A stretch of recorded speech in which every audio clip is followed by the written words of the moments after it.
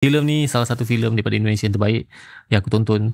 Filem yang bertajuk Satu Kakak Tujuh Ponakan. So filem ni diarahkan oleh Yandy Lawrence, seorang pengarah yang cukup hebat bagi aku. Especially bila sebelum ni dia pernah menghasilkan sebuah filem yang juga cukup hebat, iaitu filem Jatuh Cinta Seperti di Filem-filem. So filem ni dia mengisahkan tentang seorang lelaki muda bernama Moko, lakonan Chico Kurniawan. Lelaki yang ada cita-cita belajar, nak habiskan pelajaran dia untuk kejar cita-cita dia menjadi seorang arkitek. Dan dia ni duduk menumpang dengan kakak dia bersama dengan abang ipar dia, yang duduk bersama-sama dengan abang saudara dan juga abang saudara pula, anak saudara dan juga anak buah dia lah. Tapi satu hari sesuatu berlaku dekat keluarga ni yang menyebabkan Moko ni terpaksa menjaga kesemua anak buah, anak saudara yang duduk dalam rumah tu sebelum ni.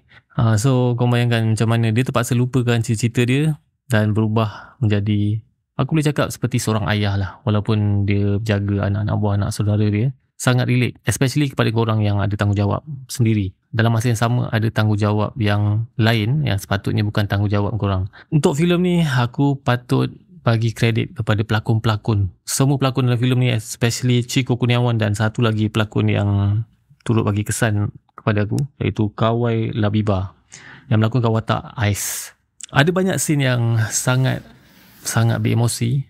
Ada scene-scene yang menyentuh hati, mungkin buatkan korang gelak, ketawa sikit. Ada part yang menyedihkan. Tapi ada satu scene yang bagi aku sangat menyentuh hati, bila watak Ais ni bercakap dengan Moko, abang Moko ni, dan kehadiran dia. Part tu memang sedih. Aku tak boleh tengok watak Ais ni. Watak Ais ni mula awalnya aku rasa macam alah budak ni tiba-tiba je kan. Lepas tu dalam masa yang sama dekat dah masuk third act macam tu, watak ni lah yang paling kesian lah. Di samping tu aku suka dengan macam mana watak-watak ni berjaya, especially watak Moko, sampaikan dia ada special relationship, ada connection yang special lah, hubungan yang special. Kau bayangkan bila dia cuba lepas apa yang jadi ni semua, dia cuba nak buat something yang akan buat diri dia sendiri happy, tapi dia nak buat benda tu dia rasa bersalah, dia rasa tak adil buat benda tu tanpa anak-anak buah, anak saudara, sebab dia dah ada connection, special connection dekat situ. Cerita ni dia sapu kita slow-slow untuk kita hadam, untuk kita terima, dan sampai kat penghujung filem ada message yang kita akan dapat, at least sedikit. Awal tu aku rasa macam, aku tak tahu macam mana filem ni nak drag topik yang nak dibawa tu daripada awal filem. Aku rasa macam mana filem ni yang simple je pasal lelaki ni terpaksa galas tanggungjawab ni semua kan. Tapi actually dia berjaya bawa satu message yang sangat besar, makna yang sangat besar untuk filem ni. Penghujung filem yang bagi aku sangat baik lah. Tapi filem ni salah satu filem daripada Indonesia yang terbaik yang aku tonton. Boleh lain cerita ni. Tapi nasihat aku, kalau kau nak tengok filem ni, jangan cari benda-benda yang menyedihkan lah. Jangan pergi sebab nak cari part yang sedih. Don't do that.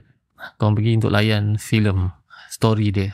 Dan macam biasa, rating aku untuk filem Satu Kakak Tujuh Ponakan ni aku akan letak dekat website aku, www.kotaknyaman.com. Dekat website aku tu korang pun boleh bagi review, bagi rating korang.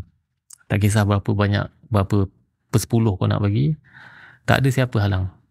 So jumpa dekat website aku nanti, dekat www.kotaknyaman.com. Dan kepada korang yang akan tonton filem ni nanti, Satu Kakak Tujuh Ponakan ni, ada tak benda-benda yang berlaku dalam filem ni yang mungkin relate dengan korang? Cuba kongsikan kat bawah. Nyaman.